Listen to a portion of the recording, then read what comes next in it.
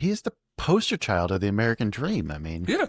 On top of a guy who, like, loves the American dream, loves the Right. idea. It's like, this is a dude who grew up in the frontiers, worked his butt off, became financially independent in his early teens, worked his butt off to become a lawyer because he viewed law as a way to increase the social and economic good of a country he loved and he believed in. And now he's 23, gets admitted to the bar after essentially going to night school lawyer. He's basically a night school lawyer. Right. And now he's sitting there and it's like, wow, this guy's 23 and he's funny, he's charismatic, people like being around him, and he's brilliant. And this is where he becomes like kind of the American dream, the first prototypical American dream.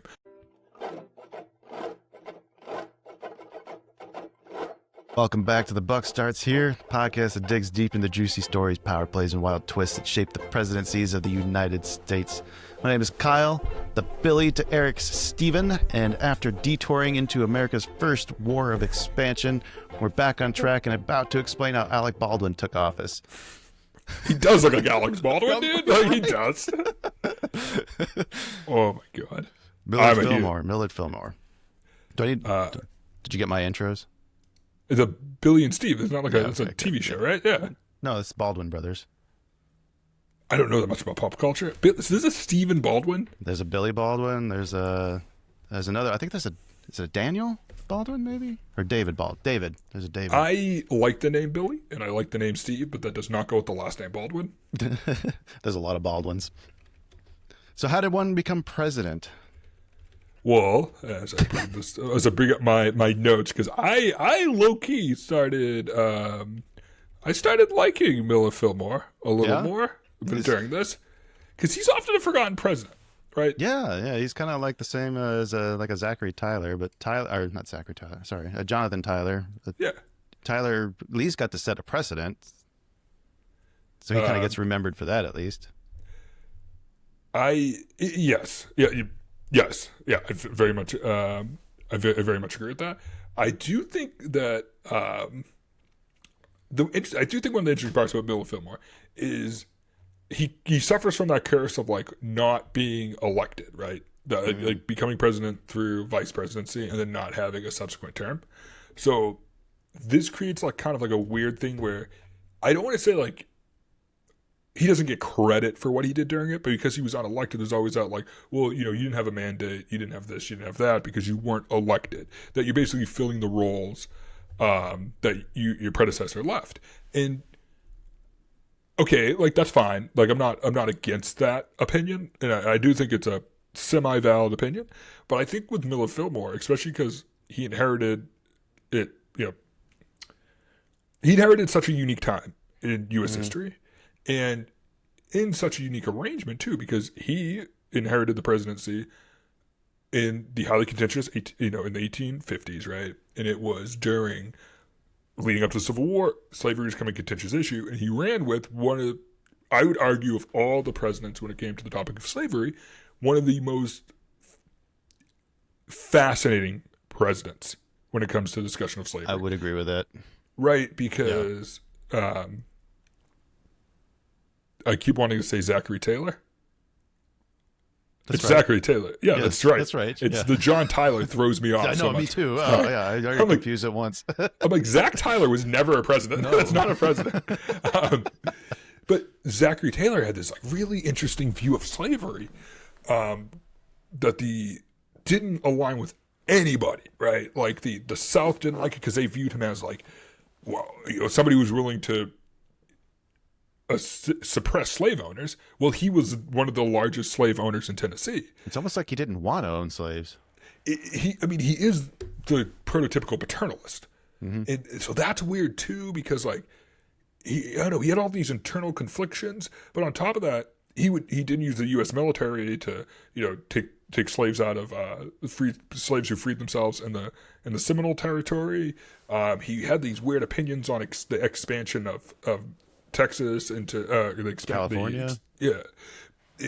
Basically saying like I'm gonna go fight people if they want to secede over slavery. So in a weird sense, he's like not the anti-Lincoln, like because that's Buchanan by far, but it's this weird like it's almost like he was antagonizing it. It was, but he was attacking it as a slave owner.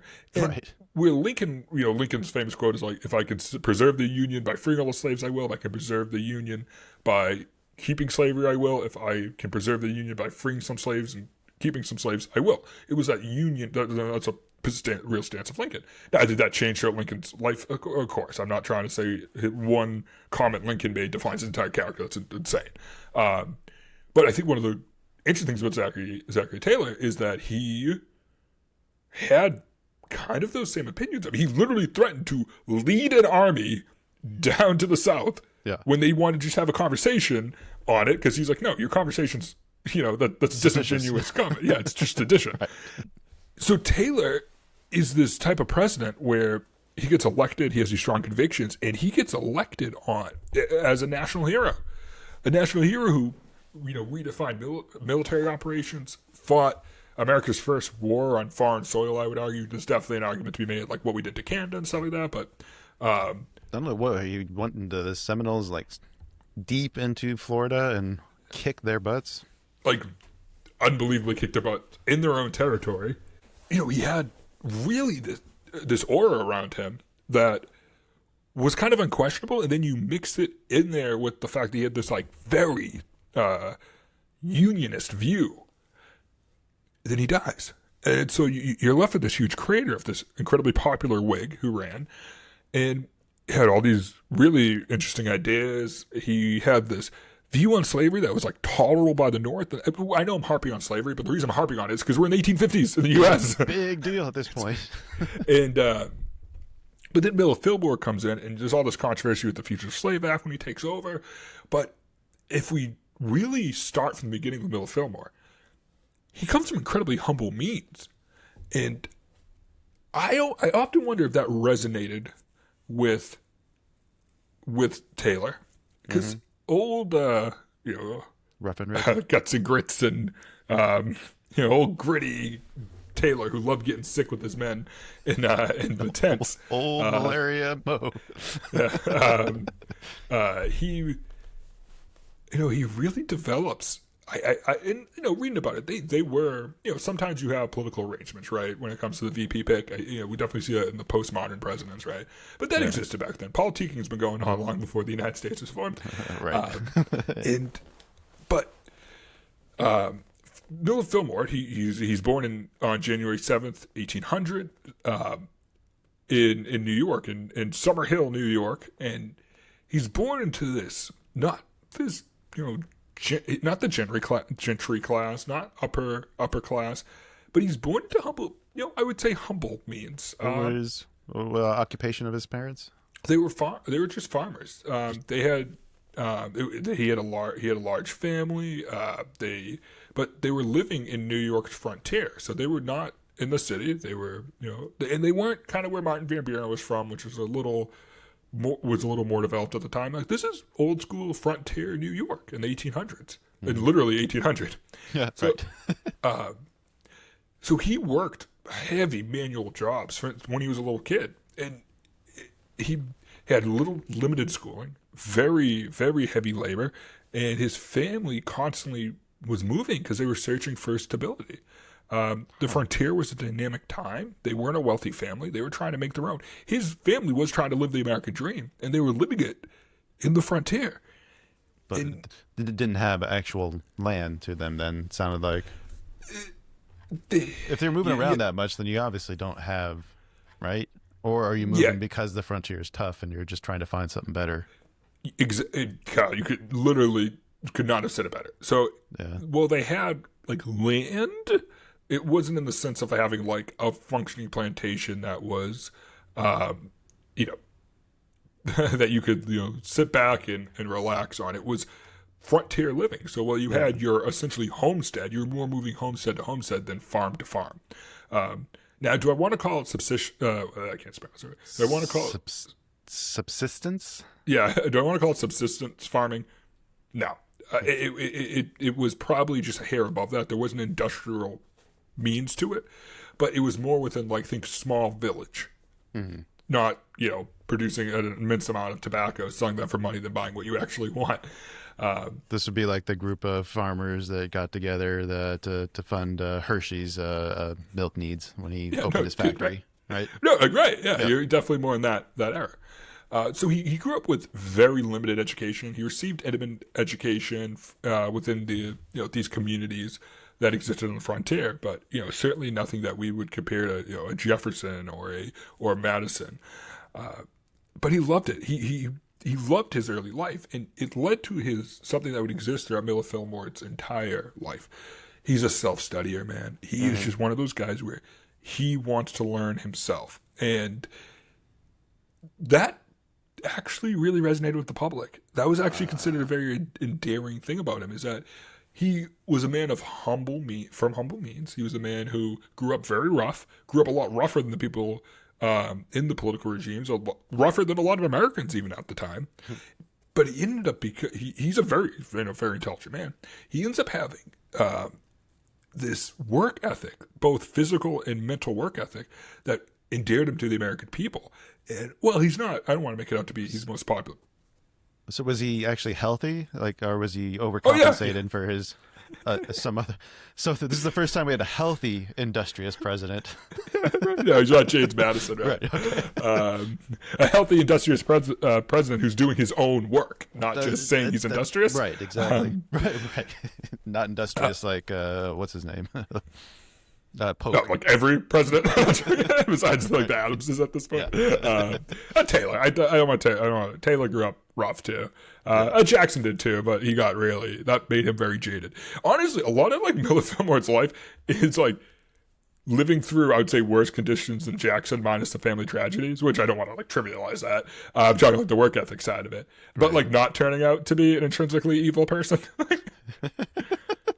I do it. I'm fine calling Jackson evil. Yeah, I'm fine with that. Yeah, I'll die on that hill. For which part though? Jackson? Yeah, for the terror of abomination, for his stance on slavery, how he treated Native JQA. Americans, JQA. Honestly, like hitting up my boy wasn't cool. Right. His just like insistence of acting like a super moral person while having literally no moral compass. I literally cannot figure out like what's up with that dude. Like just a weird guy. I feel like he's one of those people we learn about so quick in history, and we see him on the $20 bill. Like, he must have been a great president. It's like, no, he actually wasn't that great. Surprisingly, got a pretty decent score from us, though. Yeah, I mean, he's still like. There's literally a period called Jacksonian democracy. Like, I know, right? You can't just because you have a period named after you doesn't mean you're a good person, right? Actually, now that I think of it, do we have periods named after good people?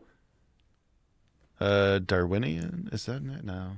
No, we have like the Victorian era, but like Queen Victoria was who will appear in the script. It's not I know. I mean, I'm pretty sure she's great, but I'm like sitting there like, is she like actually like a good person or just a good leader? Which I feel like sometimes it's hard. Like I would make the argument that at least from the 1900s onwards, it's hard to say somebody's a lot of the best presidents were not good people. Oh, right. Yeah, like the example I was giving is Jimmy Carter. Is like Jimmy Carter's like a great person, like individually great person. And it's like, but not a great president. Not a great president. And I don't even feel like that's controversial to say anymore. Is that even his? I mean, like, is it your fault that nothing really happened while you're president? I disagree with that, Mr. Kyle. Well, we haven't gotten that far like the yet. gas crises and all that stuff. Like, this wasn't like a John Q. Adams where there's nothing left to solve, and he was just kind of feet on cruise control. Lighthouses in the sky and Hollow Earth. No, you love the Hollow Earth one. I see that reel pops up every so often. I'm just like, I loves that one. That's just like his, because it's so outlandish, right? And it's even funnier that it's attached to JQA. Like that would be funny with any president, but it's like extra level of comedy when it's JQA doing it. Right. So he grows up in this frontier lifestyle. He becomes, he's self-educated. He got school, but he was self-educated, really loved studying. And then when he's in his early teens, around 1814, we start seeing records of he's placed in an apprenticeship. And the first thing you want to say is like, it was a legal apprenticeship, right? That's usually when they, usually. This is a little early, but like maybe he's working a lot. No, he was learning how to like make cloth works. That's the term, nice. Cloth related work. Okay, so this is more like this is more like a JQA, John Adams level of servant. Yeah, maybe John Adams. Like JQA was still going to pretty. I mean, at this age, JQA was in Europe, like working with ambassador. Yeah, but he also knew how to make shoes, didn't he? Yeah, he did. Yeah, he was a college. I mean, Yeah. they both did, No, right? okay, I good mean, point. that's No, what I'm I'll just see. saying, Yeah, yeah. you're right on that. I'll see that point. And so he becomes an apprentice. He's in like, I think the best, and this is not a one-to-one example. I think we would refer to this as upholstery work, that type of working with fabrics. Okay. Again, not one for one upholstery. I think upholstery is like one of like the 7 original trades or whatever they call it. It is cool. Like chairs and stuff, right? Leatherworking, stuff like that. Leather. Too. Leatherworking. Okay, yeah. But obviously, where do you put the leather? Right, mostly chairs at this time period too. Right. He's so he works hard, and he actually begins, because of his trade he's learning. He becomes commercially industrious, and he begins developing. No, he's still an apprentice, so it's not like I don't want to make it sound like he's running a business, but at this point, he's independent for all intents and purposes. Like he's making money for the family. How long did it take him to get to this point? He's like 15 at this time period. That's pretty impressive, Dad. Oh, yeah. Right? Okay. Yeah. No, dude. Absolutely. I had to check the dates a couple times when I started looking at this. I was like, wow, and it's not like his family sent him off to college or sent him off to, a fixed apprenticeship where he's just sitting there reading. And throughout the time of him working with his hands, building up his businesses, he's still studying. He's very interested in law. And so as he ends up, continuing his industrious work, developing his trade skills, but he starts, reading law texts. Anything he can get a hand on, he starts reading it. And he decides he wants to pursue a profession in law. But he didn't want to pursue law because he wanted to be a lawyer. He pursued law because he saw it as a tool to advance the social and economic good of the United States. So he viewed law, so he's about 19 at this point, and he reviews law as basically a system in which can improve the lives of the people of a country or an area. Was he motivated by politics already at this point then? Was he looking to try to make an effect on his local government? No, not really, no. So he's just interested? Yeah. So he has this I don't want to call it like infatuation's the word I was looking for. He has this infatuation with this early republic. He loves this idea because he grew up in it. His parents raised him in it, of this idea of like, we are like this republic. And it's like, okay, so the republic exists and the republic is the best form of government. All right, cool. And what is government? Essentially a legal system, right? And he's like, we can use these tools within this great republic we have to advance the social and economic good of people. It's just really unique. He sounds more like a young George Washington, where he's not looking at it like politically. And obviously that will eventually change throughout his life. He'll begin to see, the ability for politics to affect these changes he wants. So much like Millard Fillmore is throughout his life, he's very systematic in his thought. You'll notice that he's very, very systematic. And by the way, he's a charismatic guy. He's apparently one of the most handsome people in the world, according to Queen Victoria. So you have this. Well, hang on. Was she just being polite? I don't know. Queen Victoria was not known for her decorum, Kyle. Just from all that I've seen, though, everyone seems to think she's pretty devoted to her husband, Prince Albert. I don't know that she necessarily was. I think he looks like Alex Baldwin in the He really does look like Alex Baldwin. 1850s, which insane. I mean, like, that's going to be insane to see. Like, you'd be like, wow, the guy's good looking.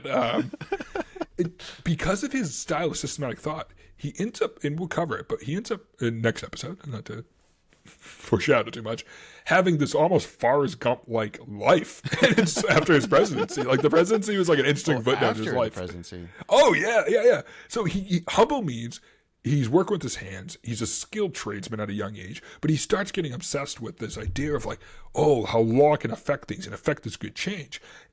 So by the time he reaches around early 20s, he finally secures an opportunity to read law under local legal mentors. So basically these frontier lawyers, kind of what Lincoln was-ish.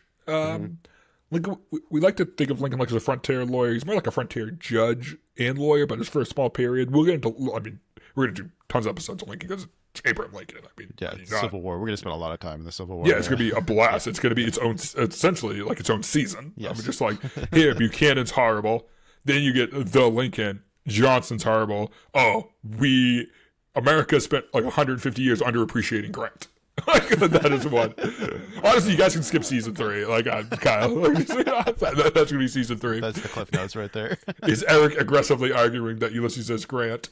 I'm gonna be viciously overcompensating for the fact that the Ulysses S. Grant was seen as like a mid president, and like I remember growing up and like loving Ulysses S. Grant and like not being able to figure out why people didn't like him. I'm just like, what? Why does this guy not get more props? And people are just like apathetic. And then like as like time progresses and people like revisit, when I was growing up, people were like, Woodrow Wilson was a great president. I'm like, was, but he was not really. Like, Right. or like growing up and hearing like certain presidents would be like, oh, this person was great. Like I remember growing up and people thought Andrew Jackson was great. And I remember being like getting books on the presidents. Like I was a little kid, I had the books on every president. I read all of them. And I'm just like, I don't get Andrew Jackson. Why do we like this dude? Like, just show me a redeeming quality. It's like, well, he stuck by Secretary Eaton on the Peggy Eaton affair. I'm like, Okay. He also he also genocided people. Yes, he ignored the Supreme Court. Yeah, he was just a piece of Overthrew sovereign governors. Yeah, like he was just, and then fought a battle that didn't matter. Though I will say, I retracted that 100%. It didn't matter to the U.S. war. That commenter, I mean, I really wish you would reach out to us because we will send him merch. That's a good comment, yeah. That was just a good comment, dude. That was just an intelligent comment, and I love it. It definitely freaked out the Brits a little bit. You're like, oh my god. But so as he enters his 20s, he starts studying under these mentors, and he still worked with his hands. He was still a tradesman, and he would use this money to support him, to support his family. But all his mentors would reference that he was an insatiable reader.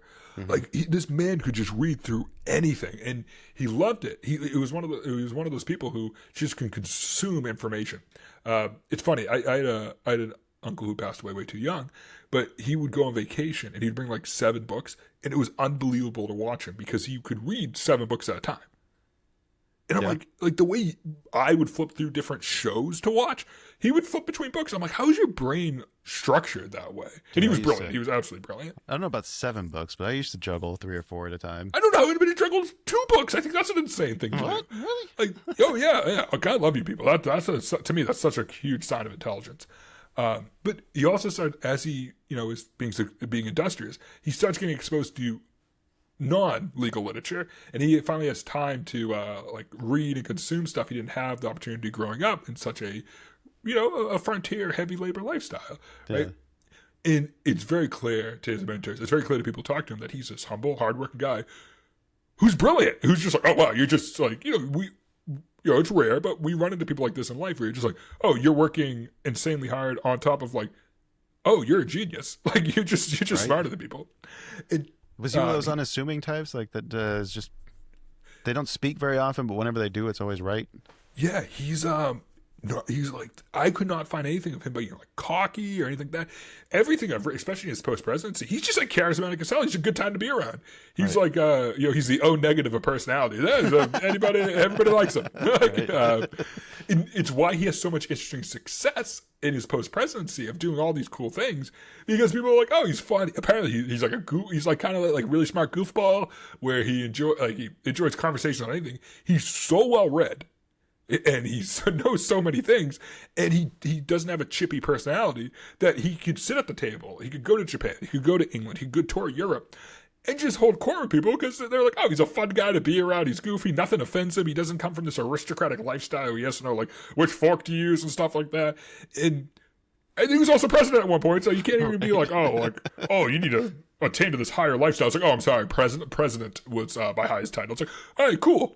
Never mind. And right. By the time he becomes president, don't forget, we already covered the Mexican-American War. By the time he's president, this ain't some backwater nation anymore. Right, yeah. This is a nation running around with an amazing navy that there's a reason we haven't fought a war with the Brits. War of 1812? Yes, it's a war of 1812, some random skirmishes. But there's a reason the rest of the world's like, this is when the U.S. is like, you'd be sick. What if we just had a navy? It's like, oh.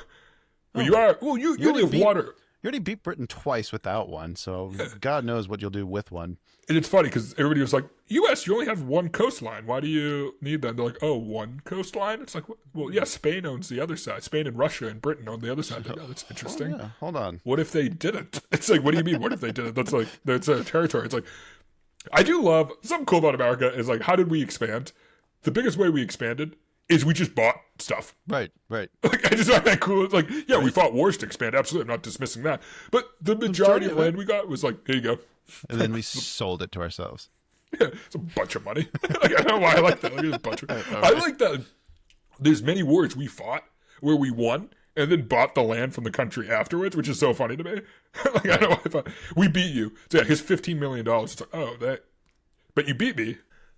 So he ends up building all these connections because he's working with he's mentoring under these attorneys in New York in the 1810s and 1820s. Many of his mentors would go become part of the political machine that ended up turning to New York. So what do they remember? They remember this hardworking kid who could, make his money with trades, was brilliant, consumed tons of legal material, had this ethos of like the greater ideal of the republic. Like, how do you not like the guy? So you could be in a scenario where the guy who's defending you in court was also the same guy who upholstered your carriage. Yeah, could you imagine being like, I need a suit and a lawyer, and he's like, you're not going to believe this. I got you both. I got you both. What a nice chair to sit on. Yeah, no, exactly. It's like, this guy's awesome. I love this guy. So 1823 rolls around. He finally gets admitted to the bar, and he's admitted to New York. He does it through the apprenticeship program, which at this time most attorneys, especially in the North, this is how they became attorneys. This is 1823, so many of these people he mentored under, they're not prominent yet, they're not part of the machine yet. So he's just a self-made guy. He's like working hard, doing everything. He's considered a very well-versed attorney. He's considered very competent. He's like all those things that made him successful in his trade as a tradesman made him a successful attorney. And this is the first, I always love that term, the first seed of that self-made public servant perception that people will get about him. Dude, he's the poster child of the American dream. I mean, yeah. On top of a guy who like loves the American dream, loves the idea. It's like he's a guy who didn't grow up in the aristocracy, didn't grow up with all the didn't have slaves running his plantation. This is a dude who grew up in the frontiers, worked his butt off, became financially independent in his early teens, worked his butt off to become a lawyer because he viewed law as a way to increase the social and economic good of a country he loved and he believed in. And now he's 23, gets admitted to the bar after essentially going to night school lawyer. He's basically a night school lawyer. Right. And now he's sitting there. Night law schools existed too. Yeah, and now he's sitting there, and it's like, wow, this guy's 23, and he's funny, he's charismatic, people like being around him, and he's brilliant. And this is where he becomes like kind of the American dream, the first prototypical American dream, where he's like, I came from the frontier. I came from my family not having a stable place to live, and I worked my butt off. I worked with my hands, and now I'm working. Now I'm working in law, and I don't have all the credentials. But look how much in 23 years I elevated my life. He's like, and he's doing this saying like, this is what makes America great, which is, I mean, when you read about Millard Fillmore, he's a forgotten president. He's 100% a forgotten president. Why? Yeah. But he gets a little bit of the William Henry Harrison vibes of being like, oh crap, was this guy like actually like great? Was this actually a great? And I hate saying William Henry Harrison because slavery, removing the slavery side, which we should never just like fully discount that. But what I'm saying is that idea of starting from very, very rough beginnings and transitioning to, and obviously Millard Fillmore, it's a lot more impressive because he didn't rely on literally owning people to do it. But that progression, that ability of Millard Fillmore to lift himself up. And want to lift himself up, not just for monetary success, but because he truly believed in the idea of the republic. And he's not doing this as a founding father. This is 1800. He was born in 1800. So this is him believing in what was already formed. Right. Born in 1800. I mean, this is... If anything wants to show that this is a meritocracy, I think this guy is the poster child of that. Yeah. And so 1826 rolls around, and so it's just after his 26th birthday. He meets Abigail Powers, she's a former teacher, and she's just as ferociously intellectually curious as Millard Fillmore. Is she named after another famous Abigail? No, she would have been born a little too early before Abby became the best founding mother became famous, but. So they're still living in upstate New York, and they have this really cool relationship where he views Abigail not just as his partner, but his intellectual peer. And they both share this idea of like the great American experiment, this meritocracy idea. And apparently they have this like a really funny relationship, which is endearing to people who were around them, where they love not like arguing, debating, but they would just talk about every topic imaginable. And people really gravitated towards that. And some historians you read about, some historians like using this term called a reform-minded world. That's what they shared. And remember, this is upstate New York in the 1820s. There's many different cultures mixing. I mean, obviously Martin Van Buren, we can think of who spoke Dutch as his first language. So there's this heavy immigrant population. The state of New York is, I don't believe they've outlawed slavery at this point, but have made slavery effectively illegal by this point. So this idea of like kind of the first idea of the melting pot we'll see all these different cultures coming in here. Well, you got to imagine all these cultures are moving in. They're all heavy, they're all very trades driven. And now they have this attorney. They have this attorney who grew up just as rough as they did, who has a very bubbly personality, very likable guy, who's incredibly well-read. So he's going to go talk to these immigrants. He knows already about them. He's read all the literature. He knows all these great things. You kind of start seeing why the public life starts encroaching on him, not necessarily because he wanted it, but because he's just good at it. He's just good at it, and people like him. So he marries Abigail in 1826. They have a great household. He loves his family responsibilities, but he has all these professional ambitions. And Abigail's so supportive of it. She's not a quiet wallflower sitting behind the scenes, but she does love it. And what we start to see is this steady advancement, where he just. And I don't want to say success doesn't find him. He finds success, but he starts climbing the legal ladder. And he's not stepping on necks to do it. It's just something where he's naturally gifted at it. He's good at it. He has an amazing wife supporting him, and he's a good consensus builder too. Oh yeah, he's a big consensus builder. Yeah. Oh yeah, but we start seeing some primary sources describe him as respectable, and like. At that time point, that's a good compliment today. But at that time point, that carries a lot more weight. Where it carries weight that people view him as honest. They view him as a fair trader. But they also view him as somebody you look up to. Calling somebody respectable back then was basically saying he is somebody we should hold our ideals to. He's a role model. It's almost like saying a hero. Yeah. Oh, absolutely. Yeah. And he has this emphasis on institutional order. So he is what we would call, in economics, we refer to certain groups of economists or even certain groups of political scientists as institutionalists. I love institutionalism. I don't know if I would be considered an institutionalist.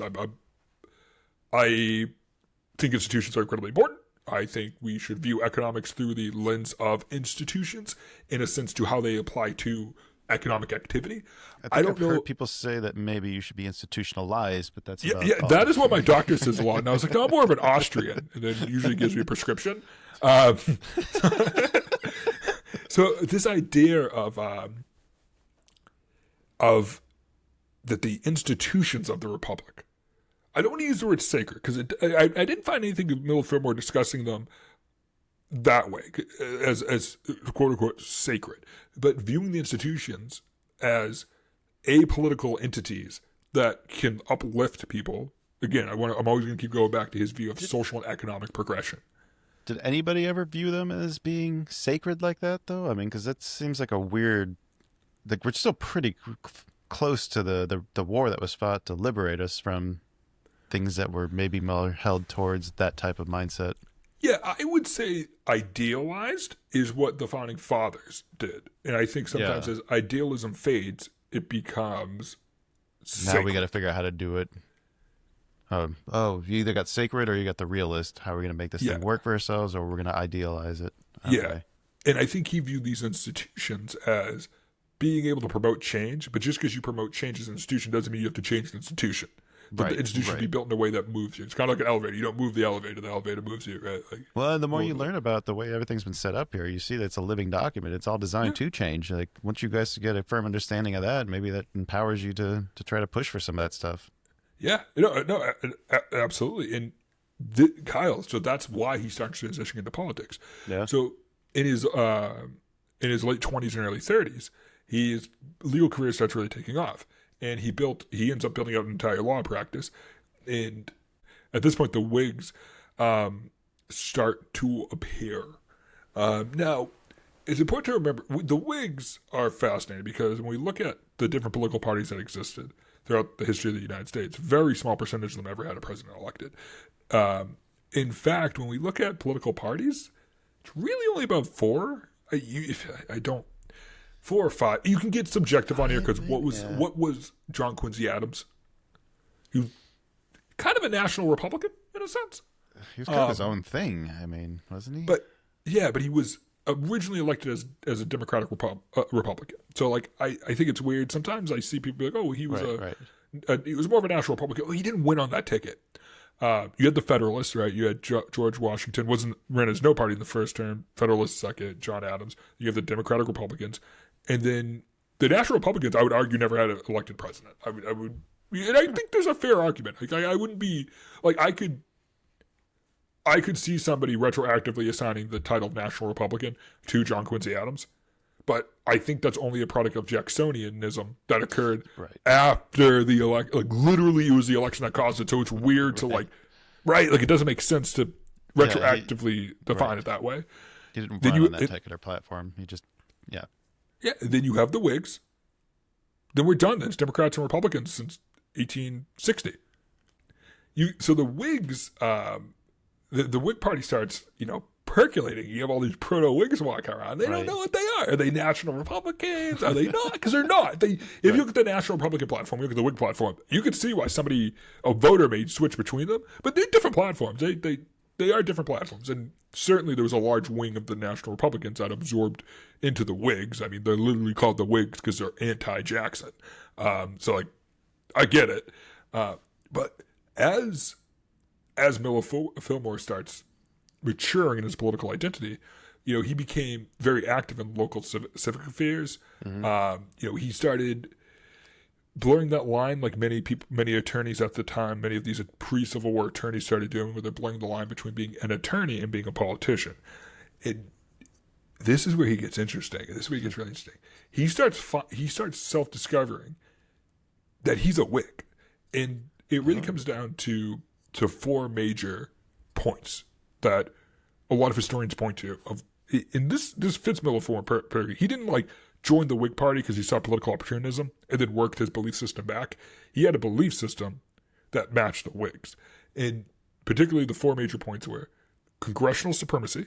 Was the support for congressional supremacy, which is literally why the Whigs were formed. Economic development, banking stability, and internal improvements. So, as you could be, literally, you can't be any more anti-Jackson. I was just going to say. How did he come about to these realizations? Is there any writings on that, or? I don't know. So there's no writing on him having this eureka moment. They may exist. I just want to be clear. They may exist. If anybody finds them, let me know. Because I'm really curious. Kyle, you and I, same curiosity. Yeah. When I was doing my homework on this, I'm like, it feels like he naturally arrived at these conclusions. And I think part of it was seeing the turmoil of Jackson. Mm-hmm. Because he is so different than Jackson, the way he views stuff. Oh my, it really is. For two attorneys that practiced during the same time in the same country, wow, not even remotely close. Right. Huh. So he ends up, kind of advance. He ends up finding the Whigs align with him very well. And during the as he's discovering his political feat, he ends up joining the I don't want to okay, so the point of clarity here, he participated in the anti-Masonic movement. I don't know if he was a member. I don't believe he was a member.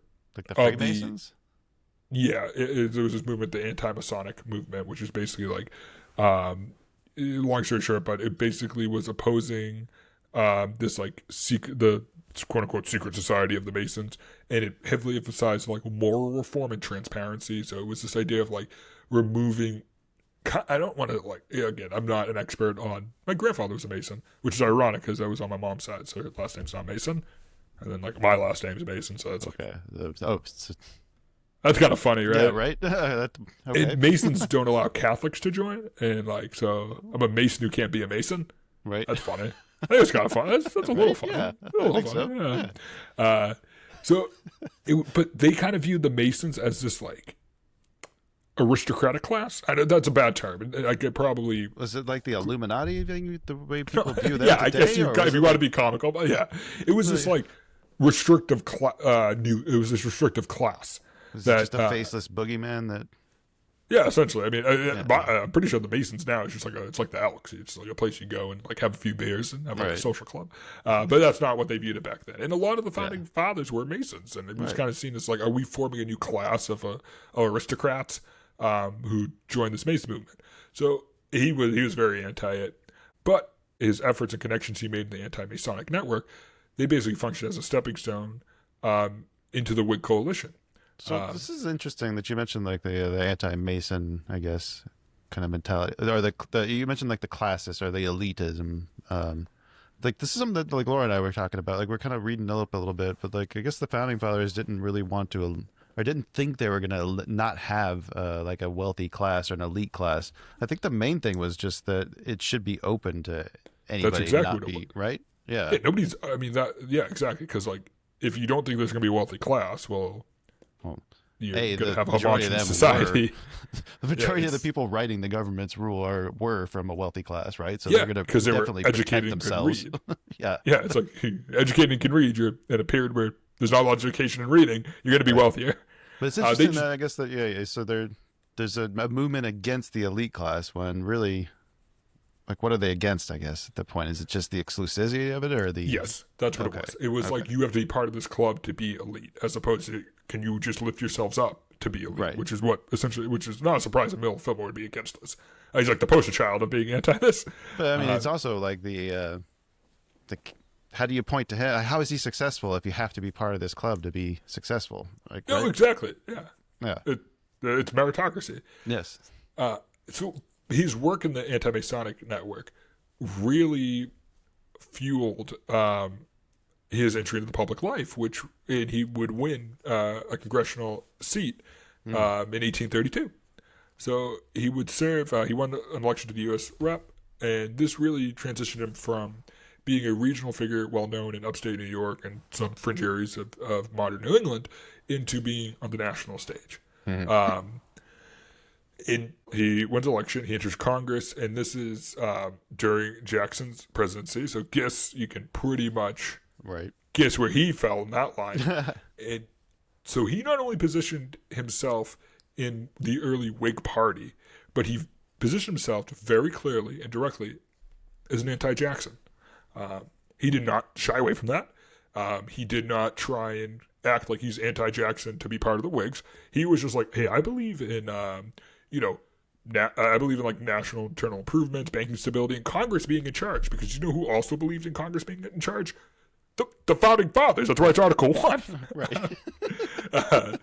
Saying the president doesn't have supreme power over everything? Yeah. Oh, yeah, right. So as the Whig Party starts, the Whig Party is now starting to form a real party, right? It's all that cosmic dust now starting to form a planet. And he aligns the Whigs on economic modernization. There's a term that popped up in some of the pieces I was reading on him. He was a big supporter of predictable credit. And I was like, that's so far into your time in the 1830s, being like, guys, we need to have a predictable credit system because that's going to allow industry to flourish. And the dude saying that is some guy who, in his early teens, was able to use his skills to start commercial enterprises, and then became a lawyer. Like, I kind of want to listen to that guy. That guy seems pretty smart when it comes to knowing what people need. Did he study economics too? Because it sounds like he's got a pretty good grasp. No, there's not. We don't really have what we'd consider modern, like what we would consider economics, right? Because A Wealth of Nations hadn't really come about yet. Right? Yeah, it's 1776. So you start right now in the 1830s. You start having like Robert Malthus and those guys pop up, proto-microeconomics. But no, the idea of like Keynesianism, like this, that's a macro idea, is 1920s. Right. Like I don't think people realize how new macroeconomics is. Like it's very, very, very new. It's like the radio is older than macroeconomics. think what was it, Robert Solo, the guy that yes, like I your love guy, Robert Solo. like he just recently passed away. Like you could have seen him like do a presentation like literally 2 years ago. So while he's in Congress, he really becomes a supporter, and this should be no surprise to anybody, of legislative process and institutional restraint. So he has this very strong skepticism of the expansion of executive power. He believes that executive power will be a runaway expansion if it's allowed to occur. No. And executive power has been a runaway expansion since Jackson. That has been up until Nixon when he had the War Power Acts. Yeah. And it never really came back to what the Founding Fathers wanted it to be. Right. So and Kyle, you mentioned it earlier. So his whole political style was all emphasized committee work, statutory detail, and what is often described as a coalition of compromise. He hated this idea of like everybody who's a Whig has to believe one thing. He hated this idea of like everybody can only be defined as one ideology in this no identity politics. Purity against test. That? Yeah. And so at this time, it was either you're anti-Jackson or you're supportive of Jackson. And he ends up. What's funny, because he's a charismatic, likable guy, but he ended up in Congress having a reputation as a diligent legislator rather than one of the charismatic, hey, follow me, congressmen. Which is funny because he is, by all accounts, a just fun guy to be around. A fun guy to be around who's wicked smart. But because he was diligent, because he focused on the details, and because he could build committees of very disagreeable men, on top of it, it's one thing to build a committee, that's impressive. It's another thing to build a coalition. That is really impressive. And he was able to construct these across party lines while still never abandoning his fundamental beliefs and the Whig Party platform. So he ends up, he served additional terms in the U.S. House up until like 1843. So he ends up bouncing between like his law practice when he was in Congress and but ends up coming back in 1837. So he serves a term. During the Panic. Yeah, right. Right. Like this is like the Panic of 1837. Yep. So he ends up coming back 37 to 43. So he wins in 1836. Remember, it's a House, so it's 2-year terms. Yeah. And by the time he returns, the Whig parties really became the dominant counterparty to the Jacksonian era Democratic kind of solidified their ideology. They've gotten some candidates elected. Exactly, but the nation at this point, when he runs in 1836, has divided between you're either a Jacksonian or you're not a Jacksonian, and it's tribalism if there's ever been one. Right.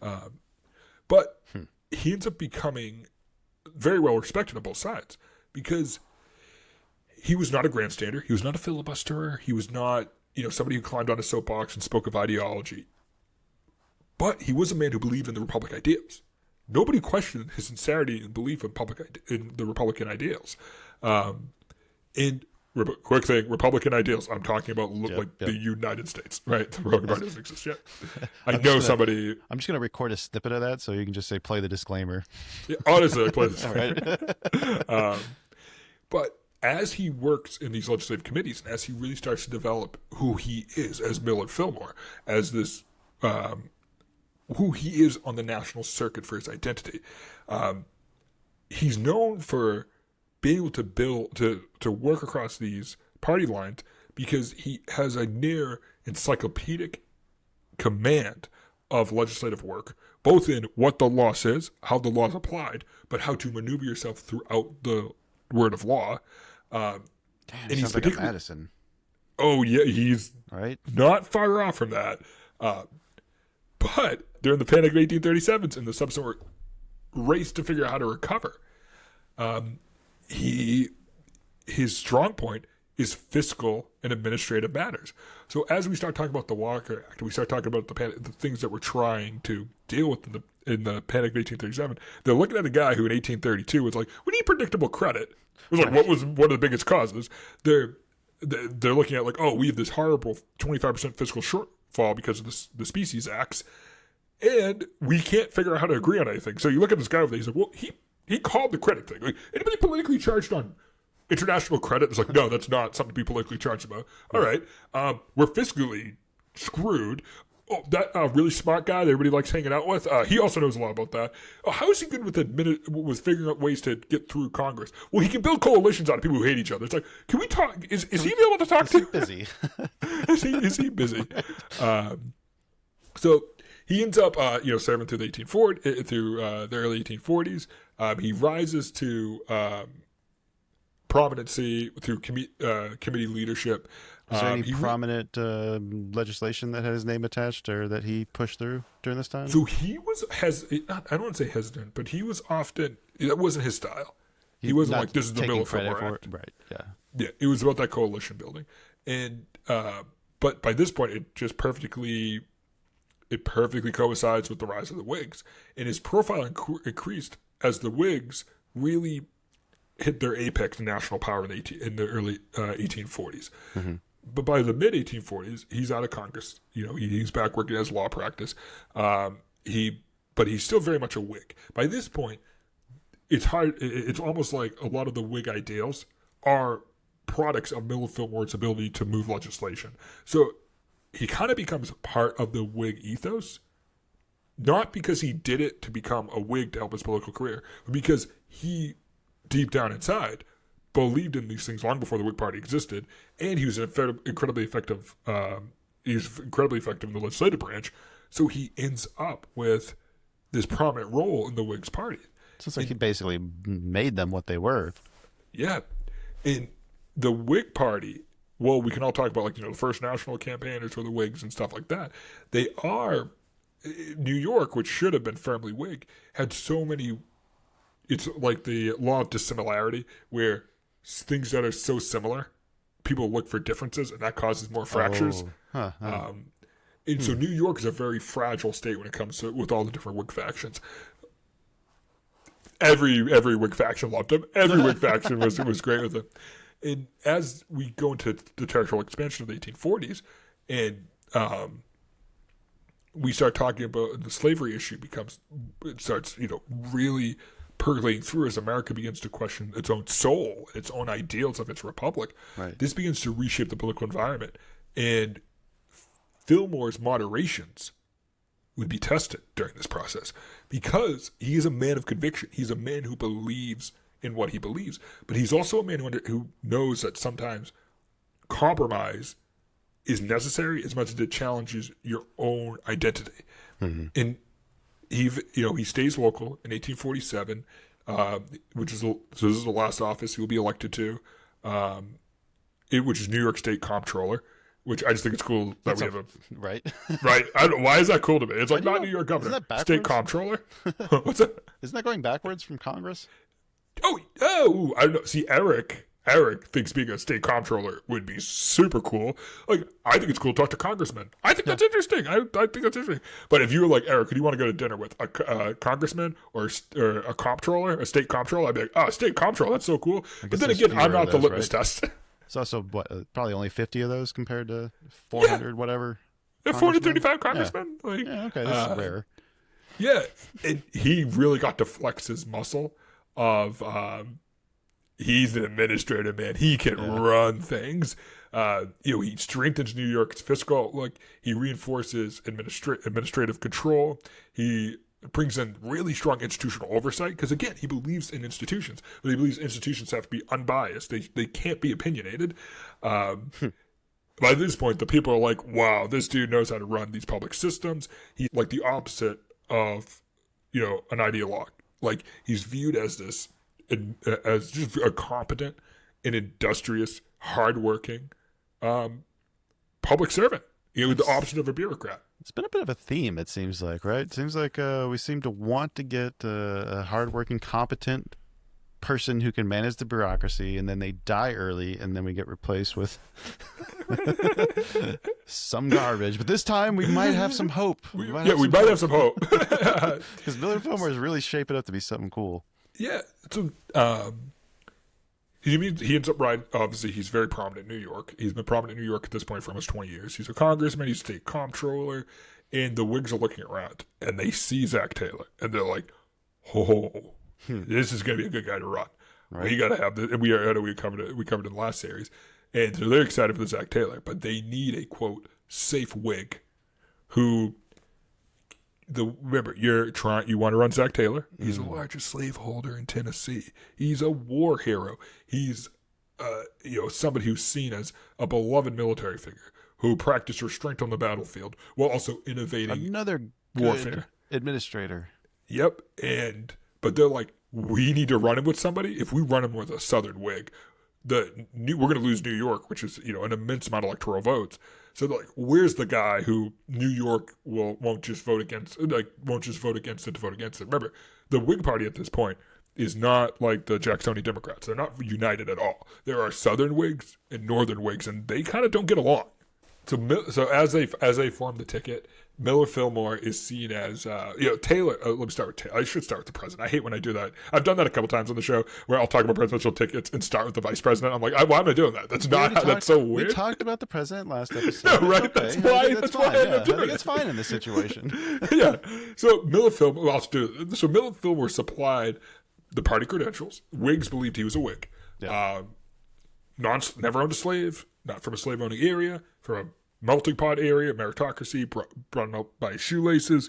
He has tons of governing experience, and people are looking at New York and they're like, "Oh my God!" Like one of the best-run state at the time, besides Massachusetts. Massachusetts will always be better than New York. So I don't even know if that's true. By the way, I have no idea if that's a factual statement, but I'm sticking by it. Yeah. Argue it in the comments. Yeah, he did these reforms. Made New York strong fiscally, made it strong administratively. He's working Congress. He's basically seen as like kind of almost like a mystic. Like, how did you get everybody to agree on stuff? Because he was like, I didn't get everybody to agree on it. I didn't make you have to compromise all your beliefs. No, we've got to attach each issue. I mean, at the end of the day, by this point, this is 1848, right? 1847 when they really start putting this ticket together.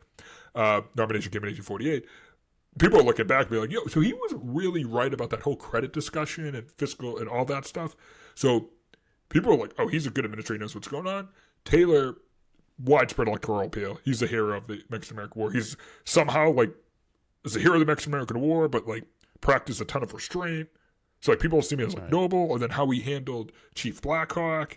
And then at this point, the frontier areas that Taylor oversaw is now developing. So all those people in those borderline states that are slave states are in the South too. Are like, oh damn, that guy managed a lot of stuff and was super successful in helping us. And so Taylor has this huge acclaim. Bill Fillmore is like, you literally can't find a better administrator. How much input did Zachary Taylor have on the selection of Millard Fillmore? Do we know? I'm very curious about this because from what I understand from Zachary Taylor's standpoint is that he was a very easy to get along with, and he understood the delicacy of the vice president pick within the Whig Party, especially in the 1840s. And Zachary Taylor's always proven to be a very competent delegator. He doesn't shy away or shirk responsibility, but he understands that there are people who are better when it comes to this stuff. He was a man who would call the cannons, but not tell the cannons how to fire. And I think that was his attitude at the convention. He's like, I understand. Now, I'm telling you right now, I don't know if this is the reason why I asked is because I'm kind of getting the impression that, you mentioned, he's a good delegator. So he didn't really have a political ideology when he took office. He was just kind of an administrator who just did what he thought was right. It sounds to me like Millard Fillmore was his guy that might have been the one that had the ideology that he wanted to enforce or push. Yeah, and Kyle, I do very much agree with that. So I don't have a direct primary source on this, some dude taking notes, but from all I can find is that they seem pretty aligned. Well, they seem pretty aligned. And again, Millard Fillmore is not the type who would sit there and even though he clearly opposed slavery, in his personal life. I mean, as we kind of foreshadowed a little bit, his idea of coalition building always requires compromise. And I don't want it to sound like I'm saying he compromised on his position on slavery, because he didn't. Mm-hmm. But he was not an ideologue, and he understood that little steps forward are better than standing on a soapbox. Do you know what can't move forward? A soapbox. Right. And he very much understood that. I could not see Zachary Taylor and Millard Fillmore not getting along. They are just so much the same on stuff. So Millard Fillmore would he'd run in the 1848 election as vice president. Obviously running with Zach Taylor it's a huge win. It kept the Northern Whig coalition together, kept the Whig Party together, and again, it was able to successfully enter the second highest spot in the land. Did Millard Fillmore think he was going to be president as soon as he became president? No, I don't. I think he was probably excited to be vice president. I think he was probably like, I love congressional supremacy. I'm going to be the head of the Senate. I'm the vice president. I think he was probably excited. He's working with a non-ideological president, somebody who's able to work on both sides, who has this immense reputation of being this great general, who is a unionist as all gets out. So obviously, Millard Fillmore's an institutionalist. You know what he loves? The Republic. So he's probably like, this is going to be great. I'm going to have a blast. I'm this administrator. He ran for state comptroller, not state governor. He clearly likes the administration side. But as we know, it doesn't go that way. Yeah. Do you think maybe he hadn't finished reading up to like John Adams and realizing why the vice president spot got nerfed? Right. He gets into the job like, man. This stinks. But unfortunately, Millard Fillmore's presidency is going to test many of these core fundamental beliefs that he held. And we will see Millard Fillmore struggle through his presidency of trying to keep the Union together while building a coalition of two things that just can't exist anymore together. But we'll cover that next episode. All right. I think that's a good spot to end things for part 1. So please join us next week as we see how the sexiest man alive conducts foreign policy. And while you're waiting for that, jump into the comments. Give us your best theories for why Mr. Fillmore looks so much like Alec Baldwin. You can also email us at buckstartsherepodcast@gmail.com if you're too shy. Resurrect those thumbs, subscribe on your way out, visit the website to stay up to date, and we'll see you all next week. Produced by China Shop Productions.